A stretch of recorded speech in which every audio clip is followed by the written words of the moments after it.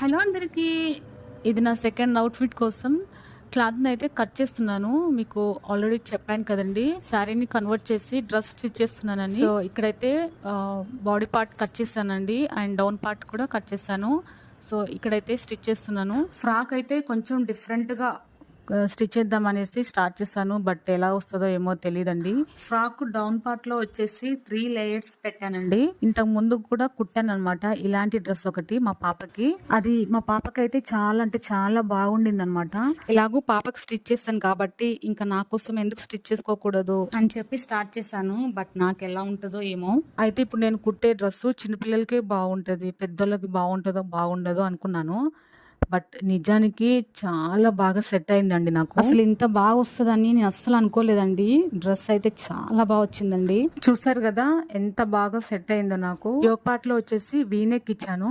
And hands దగ్గర వచ్చేసి ruffle hands ఇచ్చాను. అండ్ లోపల వైపున హ్యాండ్స్ కూడా స్టిచ్ చేశాను. అండ్ నెక్ దగ్గర హిప్ దగ్గర వచ్చేసి లేస్ ఇచ్చానండి. అండ్ కింది వైపున డౌన్ పార్ట్ లో వచ్చేసి అక్కడ కూడా లేస్ ఇచ్చానండి. అది కనిపించట్లేదు మీకు, సేమ్ కలర్ ఉండడం వల్ల కనిపించట్లేదు. ఆపోజిట్ కలర్ తీసుకునేది ఉండే అండి. అలా అయితే మంచిగా ఇంకా లుక్ ఎన్హాన్స్ చేసేది. బట్ సేమ్ కలర్ తీసుకోవడం వల్ల మీకు కనిపించట్లేదు. డ్రెస్ ఎలా వస్తుందో అనుకున్నాను. ఫైనల్ గా డ్రెస్ అయితే చాలా బాగా వచ్చిందండి. నాకైతే చాలా నచ్చిందండి.